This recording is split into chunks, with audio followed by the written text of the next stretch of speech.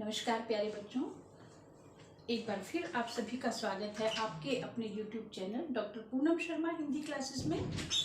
प्यारे बच्चों, आज फिर मैं आपके सामने एक अत्यंत महत्वपूर्ण टॉपिक लेकर के प्रस्तुत हूँ। टॉपिक का नाम है शब्द रचना। शब्द से सभी बच्चे परिचित होंगे। शब्द रचना आप अब छोटी छोटी चीजों पर ध्यान देने की आवश्यकता है। शब्द रचना मैंने लिखा है, बीच में एक डैश लगाया है। इसका मतलब होता है, आप सभी बच्चे समझते हैं, शब्दों की रचना। शब्द रचना आज का हमारा टॉपिक है, यानी कि शब्दों की रचना करना, नए नए शब्दों की रचना करना, नए नए शब्दों को बनाना। इससे पूर्व में ये भी जानना अत्यंत आवश्यक है प्यारे बच्चों कि शब्द कितने प्रकार के होते हैं।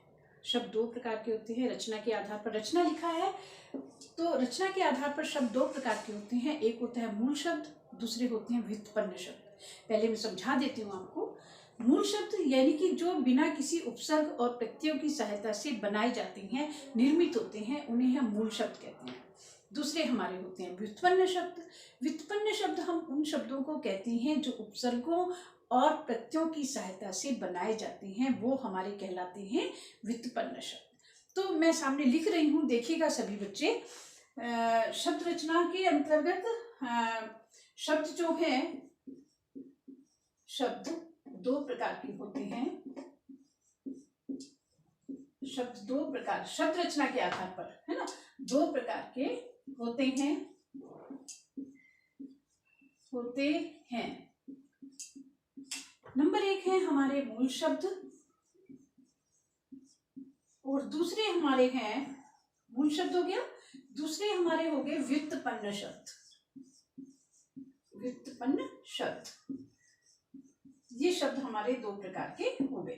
नंबर एक है मूल शब्द और दूसरा है व्युत्पन्न शब्द। मूल शब्दों के विषय में जैसा कि मैंने आपको अभी बताया, वे शब्द जो बिना उपसर्ग और प्रत्ययों की सहायता के बनाए जाते हैं या निर्मित होते हैं या जिनकी रचना होती है, उन्हें हम मूल शब्द कहते हैं। और व्युत्पन्न शब्द वे शब्द होते हैं जो उपसर्गों और प्रत्ययों की सहायता से बनाए जाते हैं। परिभाषा में आप लोगों को इनकी लिखवा देती हूँ। नंबर एक मूल शब्द की लिख रही हूँ।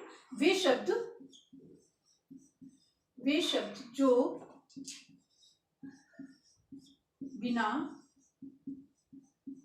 उपसर्ग व प्रत्ययों की सहायता के बनाए जाते हैं। बिना उपसर्ग व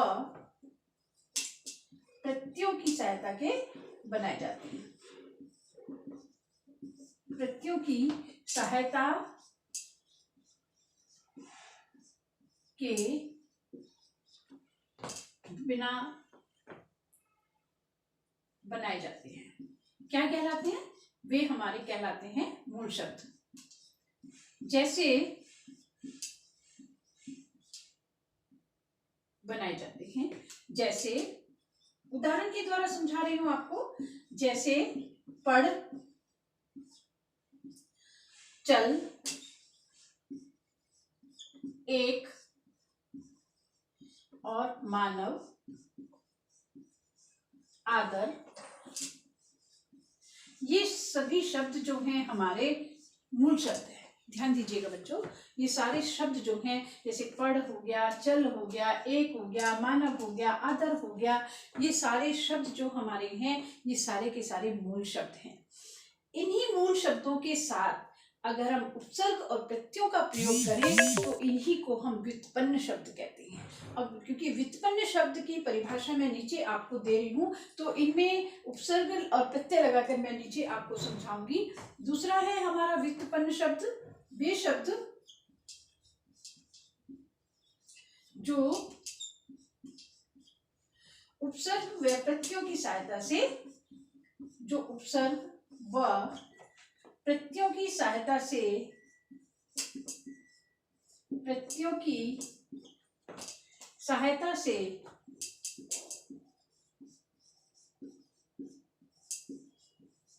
निर्मित किए जाते हैं। निर्मित किए जाते हैं माने बनाए जाते हैं, निर्मित किए जाते हैं। क्या कहलाते हैं? वे व्युत्पन्न शब्द कहलाए जाते हैं। जैसे ऊपर के ही उदाहरणों के साथ देख लेते हैं। जैसे सबसे पहले हमने लिखा पढ़। पढ़ हमारा मूल शब्द है और इसके साथ हमने ता प्रत्यय लगाया। तो हमारा शब्द बन गया पढ़ता। मूल शब्द हमारा चल है, चल के साथ हमने ता प्रत्यय लगाया तो हो गया हमारा चलता।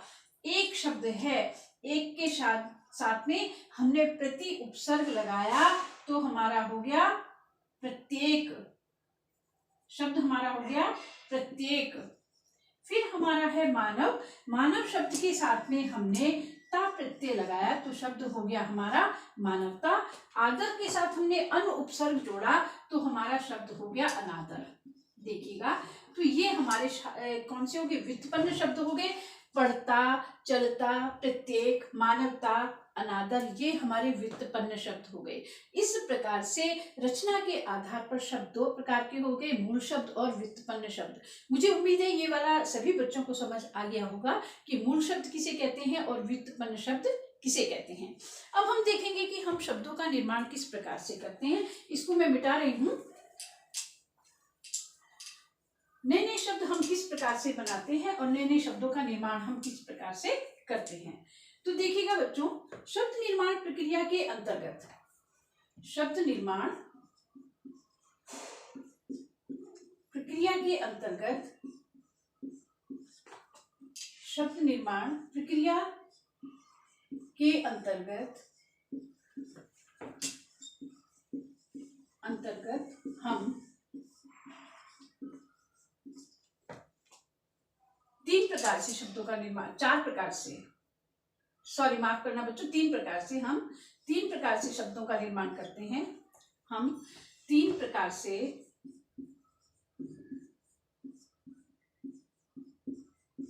शब्दों का निर्माण करते हैं। शब्दों का निर्माण करते हैं।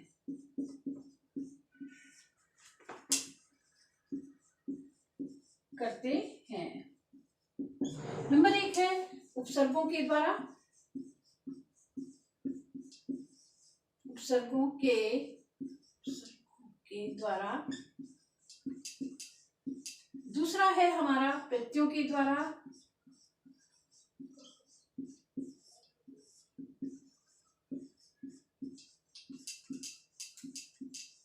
और तीसरा है हमारा समास के द्वारा।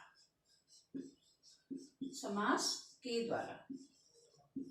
आज का जो हमारा टॉपिक है, क्योंकि तीनों को एक साथ नहीं पढ़ाया जा सकता, तीनों ही अत्यंत महत्वपूर्ण टॉपिक है, तीनों ही छोटे नहीं हैं। उपसर्गों के द्वारा, प्रत्ययों के द्वारा और समास के द्वारा, इन तीन प्रकार से हम शब्दों का निर्माण करते हैं। तो आज हम देखेंगे कि उपसर्गों के द्वारा हम किस प्रकार से नए नए शब्दों को बनाते हैं। तो ये मैं मिटा रही हूं, सभी को पता चल गया होगा।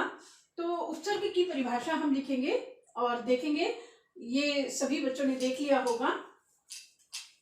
तीन प्रकार से शब्दों का निर्माण करते हैं, ये सभी बच्चों को पता चल गया होगा। तो आज का जो हमारा मुख्य टॉपिक है वो है शब्द निर्माण प्रक्रिया के अंतर्गत उपसर्ग, यानी कि उपसर्ग के द्वारा किस प्रकार से हम शब्दों का निर्माण करते हैं।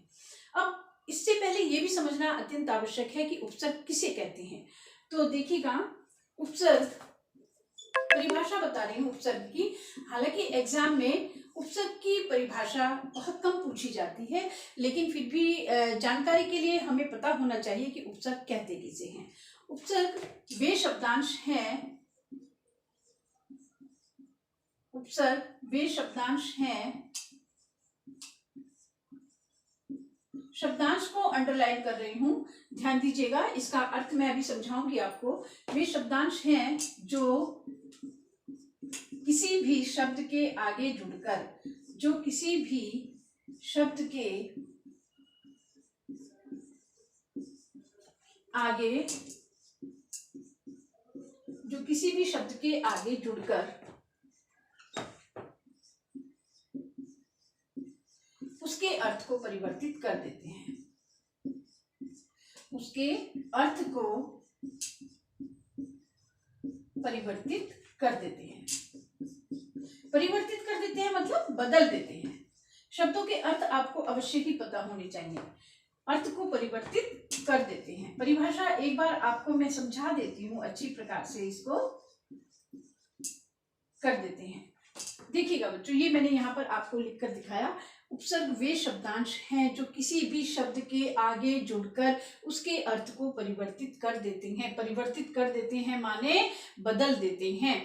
अब यहाँ पर ये ध्यान दीजिएगा कि उपसर्ग जो है वो शब्दांश है। शब्दांश यानी कि शब्द का अंश है। शब्द धन अंश यानी कि शब्द का अंश है, शब्द नहीं है उपसर्ग, शब्दांश है। ये ध्यान रखिएगा। जो किसी भी शब्द के आगे जुड़कर, अब शब्द कोई ऐसा नहीं है, शब्द के आगे जुड़ते हैं लेकिन वो शब्द कैसा होना चाहिए, हमारा सार्थक होना चाहिए, सबसे बड़ी शर्त है। किसी भी ऐसे शब्द के आगे उपसर्ग नहीं जुड़ते जो निरर्थक हो, जिसका कोई अर्थ ना हो। उपसर्ग सदैव ऐसे शब्द के आगे जुड़ते हैं जिनका अपना एक अर्थ होता है। उदाहरण के लिए हम देख लेते हैं, जैसे अभी हमने लिखा था एक, लिखा हमने एक का आप मतलब समझते हैं, गिनती में आता है एक, तो इसमें हम जोड़ेंगे, उपसर्ग लगा इसके सामने, प्रति उपसर्ग हमने जोड़ा, प्रति प्लस एक, तो हमारा हो गया प्रतीक। ठीक है ना।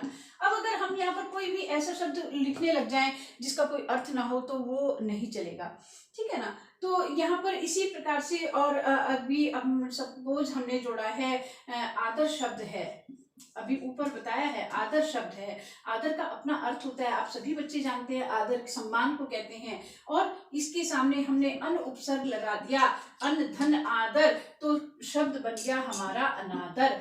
यानी कि एक चीज देखिएगा, आदर का अर्थ हो गया सम्मान, लेकिन अगर अन्न उपसर्ग लग गया तो अनादर हो गया, यानी कि इसका अर्थ जो है वो बिल्कुल बदल गया है। जैसा कि हमने ऊपर बताया कि उपसर्ग वे शब्दांश हैं जो किसी भी शब्द के अर्थ को परिवर्तित करने की क्षमता रखते हैं। यानी कि यहाँ पर आदर शब्द के अर्थ को अन्न उपसर्ग लगाया तो पूरी तरह से परिवर्तित कर दिया। यानी कि हमारी परिभाषा के आधार पर ये बिल्कुल सही है। तो सभी बच्चों को इस बात को ध्यान में रखना पड़ेगा। एक तो ये कि उपसर्ग शब्दांश है, शब्द नहीं है। दूसरा, वो किसी भी निरर्थक शब्द के सामने नहीं जुड़ते हैं, सदैव सार्थक शब्द के सामने ही जुड़ते हैं। उदाहरण देकर के मैंने आपको ये चीज समझा दी है। ठीक है, ये हो गया। अब हमें पता होना चाहिए कि हिंदी में हम कितने प्रकार के उपसर्गों का प्रयोग करते हैं। इसको मैं मिटा रही हूँ, ये सभी को समझ आ गया होगा। देखिएगा आगे, तो हिंदी में बच्चों हम 4 प्रकार के उपसर्गों का प्रयोग करते हैं। हिंदी में कितने प्रकार के? हिंदी में हम 4 प्रकार के उपसर्गों का प्रयोग करते हैं। हिंदी में 4 प्रकार के उपसर्गों का प्रयोग किया जाता है। 4 प्रकार के उपसर्गों का प्रयोग किया जाता है। अब ये 4 प्रकार के उपसर्ग कौन कौन से आपको पता चलेगा? उपसर्गों का प्रयोग किया जाता है, किया जाता है। कौन कौन से 4 प्रकार हैं देखिएगा। सबसे पहला तो जो है हमारा किया जाता है, सबसे पहले हमारे हैं संस्कृत के उपसर्ग। संस्कृत के सभी बच्चे जानते हैं कि हिंदी भाषा की उत्पत्ति संस्कृत भाषा से ही हुई है। संस्कृत भाषा से ही निकल करके हमारी हिंदी भाषा पहुंची है। प्रारंभ में हमारे यहाँ संस्कृत भाषा ही बोली जाती थी। तो आज भी हम संस्कृत के बहुत सारे शब्दों का उपयोग अपने हिंदी भाषा में करते हैं। तो संस्कृत के उपसर्ग भी हमारी भाषा में है। संस्कृत के उपसर्ग सबसे पहले जो हम अपनी भाषा में लेते हैं। दूसरा, हमारी हिंदी भाषा के उपसर्ग, हिंदी के उपसर्ग। तीसरा जो है अरबी और फारसी। तीसरा, अरबी फारसी के उपसर्ग, अरबी फारसी के उपसर्ग, अरबी फारसी के उपसर्ग। और चौथा बच्चों जो हमारा है वो है अंग्रेजी के उपसर्ग। चौथा जो हमारे हैं वो है अंग्रेजी के उपसर्ग। तो इस प्रकार से आप ये देखिएगा कि इन 4 प्रकार के उपसर्गों का प्रयोग हम अपनी हिंदी भाषा में करते हैं। कौन से 4 प्रकार हो गए? सबसे पहला संस्कृत के उपसर्ग, दूसरा हिंदी के उपसर्ग, तीसरा अरबी फारसी के उपसर्ग, फारसी में नुक्ता लगेगा फॉर के नीचे, और अंग्रेजी के उपसर्ग। ये 4 प्रकार के उपसर्ग हैं जिनका प्रयोग हम अपनी हिंदी भाषा में करते हैं। हालांकि परीक्षा में कभी भी अलग से नहीं पूछा जाता है कि संस्कृत का उपसर्ग बताइए, या हिंदी का बताइए, या अरबी फारसी का बताइए, या अंग्रेजी का बताइए। इस प्रकार से एग्जाम में कभी नहीं पूछा जाता है। एग्जाम में केवल आपको उपसर्ग दे दिया जाएगा। मान लीजिए आपको प्र उपसर्ग दे दिया, और उन्होंने कहा कि प्र उपसर्ग से 2 शब्द बनाइए। आपको अप उपसर्ग दे दिया और उन्होंने कहा कि अप उपसर्ग से 2 शब्द बनाइए। तो एग्जाम में हमेशा इस प्रकार से दिया जाता है, एग्जाम में कभी भी अलग से उपसर्ग नहीं दिया जाता। लेकिन आपकी जानकारी के लिए आपको पता होना अत्यंत आवश्यक है कि हिंदी भाषा में हम 4 प्रकार के उपसर्गों का प्रयोग करते हैं।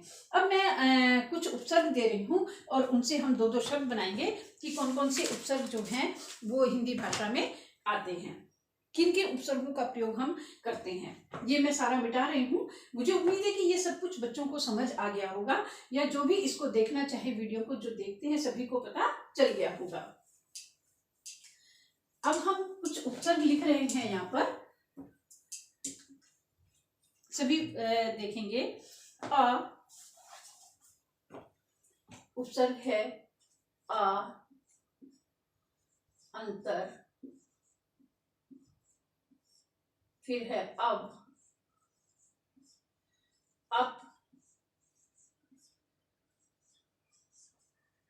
अप हो गया, अधि,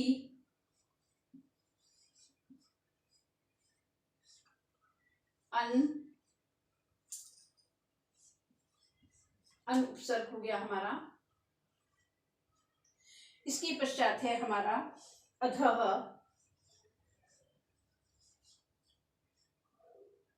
और इसके पश्चात हम आ गए हैं अति, रह गया है हमारा, अति हो गया है। अब पहले इन उपसर्गों को देखते हैं हम, है ना। इन उपसर्गों से किस प्रकार से हम शब्द बना सकते हैं। सबसे पहली बात है कि इनको याद करना कैसे है। अ वाले हमने पहले सारे लिखे हैं। इनको याद करने का बड़ा सरल तरीका है और इनको याद हमें करना भी पड़ेगा और करना भी चाहिए, क्योंकि अगर हमें उपसर्ग पता होंगे तो एग्जाम में जैसे ही हमें प्रश्न आएगा कि उपसर्ग दिया है इससे शब्द बनाइए, तो आप फटाफट से शब्द बना लोगे। दूसरा तरीका यह है कि अगर हमें शब्द दिया होगा और हमें ये कहा जाए कि इस दिए गए शब्द से मूल शब्द और प्रत्यय को अलग कीजिए, तो आपको ये पता होगा कि कौन सा उपसर्ग इसमें लगा है, तो आप फटाफट से मूल शब्द और प्रत्यय को अलग कर देंगे। तो इसलिए इसको याद करने का तरीका देखिए, अ अंतर अव, अप, अधि, अन, अध, अति। बड़ा अच्छा एकदम सरल तरीका है। अ अंतर अव, अप, अधि, अन, अध, अति। अ वाले सारे एक साथ आ गए हैं। इनसे शब्द बनाए जरा हम। अ से हमने जो शब्द बनाया वो अभाव और अकाल, अभाव और अकाल बनाया। अंतर से अंतरात्मा और अंतरराष्ट्रीय, अंतरात्मा और अंतरराष्ट्रीय।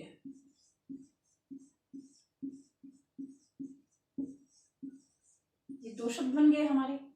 अब से हमने बनाया अवगुण और अवनति, अवगुण और अवनति।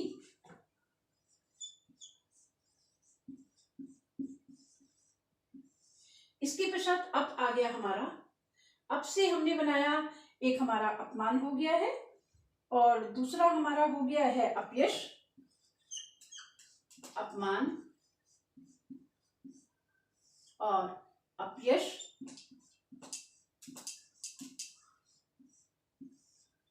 अब अधि से शब्द बनाना है, अधिकार और अधिकार हो गया और हो गया अधिनायक। अब यहाँ पर एक चीज बहुत ध्यान रखने की है कि सभी उपसर्ग जो हैं वो सार्थक शब्दों के साथ लगे हैं, निरर्थक कोई भी शब्द नहीं है। चाहे आप आत्मा देख लीजिए, राष्ट्रीय देख लीजिए, अव जमा नति, अवनति, अव प्लस गुण, अव प्लस मान, अव प्लस यश, अप प्लस मान और अप प्लस यश। यश के साथ में अप लगा है, मान के साथ में अप लगा है, कार के साथ में अधि लगा है, नायक के साथ में अधि लगा है। कहीं भी आप देख लीजिएगा कोई भी शब्द जो है वो इस प्रकार का नहीं है। अब हमारा देखेंगे कि अन किसके साथ लगा है। अन का हमारा हो गया है अनादर और अन जो लगा है, अन का अनादर हो गया और अनुचित हो गया। अनादर और अनुचित, ये हो गए दो शब्द हमारे। इसके प्रकार अधा, अधा को नीचे के अर्थ में तो अधा पतन हो गया हमारा, अधा पतन, और अधोलिखित हो गया है, अधोलिखित।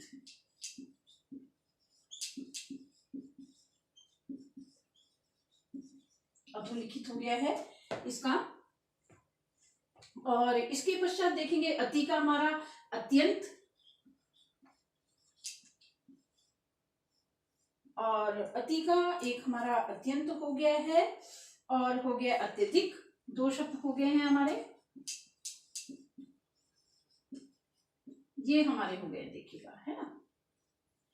इसके पश्चात हम इधर की तरफ और लिखते हैं, फिर हम आ का लिखेंगे, आ, फिर हमारा हो गया है चिर, फिर हमारा हो गया दुर, फिर हमारा हो गया निर, फिर हमारा हो गया है कु, फिर स, सु, ये हमारे हो गए हैं बे, खुश, और फिर हमारा हो गया है एक जनरल। देखिएगा, इसमें हमारे हिंदी, संस्कृत, अरबी, फारसी और अंग्रेजी सारे उपसर्ग इसमें हमारे आ गए हैं इन शब्दों में। ध्यान से देखिएगा, आ से हमने लिखा आगमन, आगमन लिखा, आजीवन लिखा। अब ये चीज हमेशा देखिएगा बच्चों, मैं बार बार कह रही हूं, देखिएगा यहाँ भी सार्थक शब्द के साथ ही उपसर्ग जुड़ा है, गमन के साथ में आ लगा है, जीवन के साथ में आ लगा है ना। जीवन का मतलब जीवन, और आजीवन मतलब जीवन भर, ठीक है ना। चिर, चिर जो चिर मतलब लंबे समय तक रहना। जैसे हमारे यहाँ अगर कभी किसी का विवाह का कोई निमंत्रण आता है तो उसमें वर जो होता है, दूल्हा जो होता है, उसके नाम के सामने हमेशा लिखा होता है चिरंजीव। चिरंजीव यानी कि लंबे समय तक जीवित रहो। इसी प्रकार से अगर हम किसी को आशीर्वाद देते हैं तो हम लिखते हैं चिरंजीवी भव, है ना, यानी कि आप लंबे समय तक जीवित रहो, चिरंजीवी भव, इस प्रकार का आशीर्वाद देते हैं। तो चिर से बन गया ये। इसके बाद दुर हमारा हो गया, तो दुर से हमारा दुर्योग। अब देखो, योग के साथ में दुर, र आधा है तो यहाँ पर सिर पर चढ़ करके बैठ गया है या के दुर्योग, और इस दुरात्मा भी हो सकता है, दुर प्लस आत्मा, दुरात्मा, दुरात्मा हो सकता है, दुर्घटना हो सकता है, दुर्घटना हो सकता है। इसमें हम यहाँ पर दुरात्मा रहने दें, दुर्घटना और दोनों देखेगा, क्योंकि इसमें दुर्योग और दुर्घटना, र आधा है तो ऊपर चढ़ गया, यहाँ पर आधा जो होता है वो ऊपर चला जाता है। नीर का हमारा हो गया निर्दोष, देखिएगा निर्दोष हो गया। कु का हमारा, कु को हमेशा हम बुरे के अर्थ में लेते हैं, तो कु का क्या लिखेंगे हम, कुसमय भी कर सकते हैं, बुरा समय, कुसमय था भाई उसका, ये सब हो गया कुसमय। कुमाता, बुरी माता, पुत्र लिख सकते हैं हम इसका, कितने सारे शब्द आप बना सकते हैं। पुत्र का मतलब बेटा, और कु का मतलब बुरा हो गया, तो यानी कि बुरा बेटा, पुत्र हो गया है। स का मतलब सहित के साथ लगाते हैं, तो सपरिवार, सपरिवार, है ना, सपरिवार हमने इसका लिख दिया। सु का मतलब आप लिख सकते हैं, कुपुत्र यहाँ लिखा तो आप सुपुत्र लिख सकते हैं, इसका सुपुत्र हो गया है। बे का, बे हमारा अरबी फारसी का है, तो बेपनाह लिख सकते हैं हम, बेपनाह, जिसकी कोई पनाह, बेइंतहा लिख सकते हैं, बेपनाह लिख सकते हैं, बे औलाद लिख सकते हैं। ये सारे शब्द जो हैं ये हमारे उर्दू फारसी के हैं। बे औलाद, देखिएगा यहाँ पर ये दोनों उपसर्ग प्रयुक्त हुए हैं, ध्यान से देखिएगा। खुश, खुश नसीब शब्द बनेगा इसका, खुश नसीब, और खुश नसीब के साथ साथ खुश मिजाज लिख सकते हैं हम, यानी कि जिसका जो मिजाज कहेंगे, व्यवहार, यानी कि हम कहते हैं ना ये तो बहुत ही खुश मिजाज व्यक्ति है, हमेशा खुश रहने वाला व्यक्ति है, खुश मिजाज हो गया। जनरल, जनरल का लिखेंगे हम, क्या लिख सकते हैं जनरल का, हम कहते हैं ना कि ये हमारे जनरल डायरेक्टर हैं, जनरल डायरेक्टर है ना, जनरल डायरेक्टर। इस प्रकार से बच्चों ये हमारे हिंदी और इसमें हमारे संस्कृत और उर्दू, अरबी फारसी और अंग्रेजी, ये हमारा अंग्रेजी का है, ये दोनों हमारे अरबी फारसी के हैं, और ये हमारे मिले जुले संस्कृत और हिंदी के उपसर्ग हैं। लेकिन ज़्यादातर हिंदी में हम संस्कृत भाषा के ही उपसर्गों का प्रयोग करते हैं, इन उपसर्गों का प्रयोग कम ही किया जाता है। अरबी फारसी और अंग्रेजी के उपसर्गों का प्रयोग हिंदी परीक्षाओं में कम ही देखने को मिलता है, ज़्यादातर हम हिंदी और अंग्रेजी के ही उपसर्गों का प्रयोग करते हैं। तो इन सभी को याद करना भी बड़ा आसान है, लेकिन याद कर लेते हैं तो फिर हम भूलते नहीं हैं। सभी बच्चों से मैं कहूँगी कि इनको याद करें और परीक्षा में अच्छे अंक प्राप्त करें, सभी इनको देखिएगा। इसलिए इनके उपसर्गों के संबंध में कुछ बातें मैं महत्वपूर्ण फिर से बताना चाहूँगी आपको। सबसे पहला तो है कि उपसर्ग सदैव शब्द के आगे लगते हैं, पीछे नहीं लगते, ये बात ध्यान रखिएगा। दूसरा है उपसर्ग जो है वो शब्द नहीं है, शब्दांश है, ये ध्यान रखिएगा। इस प्रकार से ये उपसर्ग के संबंध में कुछ महत्वपूर्ण बातें हैं। मुझे उम्मीद है उपसर्ग, ये टॉपिक जो आज मैंने कराया सभी बच्चों को बड़े अच्छे से समझ आया होगा, और इसको आप लोग अच्छी प्रकार से करेंगे। निश्चित रूप से मैं कह सकती हूँ अगर आप इनको करेंगे तो परीक्षा में आप अच्छे अंक प्राप्त करेंगे, चाहे वो सीबीएसई हो या फिर यूपी बोर्ड हो या फिर प्रतियोगी परीक्षाएं हो। इन सभी में, प्रतियोगी परीक्षाओं में तो दे दिया जाता है कि शब्द बताइए ये कौन सा उपसर्ग है, इस प्रकार का दे दिया जाता है। और जो हमारे परीक्षाओं में पूछे जाते हैं बच्चों को, चाहे वो यूपी बोर्ड हो या फिर सीबीएसई बोर्ड हो, उसमें पूछा जाता है कि उपसर्ग दे दिए जाएंगे, बताइए इनसे दो शब्द बनाइए। आप उपसर्ग दे दिया है, उनसे दो शब्द बनाइए, इस प्रकार से एग्जाम में पूछे जाते हैं। या फिर शब्द दे दिया है, हम कहेंगे दिए गए शब्द से उपसर्ग और मूल शब्द को अलग कीजिए। तो अगर आपको ये सब पता होगा, उपसर्ग आपको पता होंगे कौन से उपसर्ग होते हैं, तो आप उनको अच्छी प्रकार से कर पाएंगे। मेरी वीडियो अगर आप लोगों को अच्छी लगी हो तो इसको लाइक कीजिए, कमेंट कीजिए और मेरे चैनल को सब्सक्राइब कीजिए। धन्यवाद।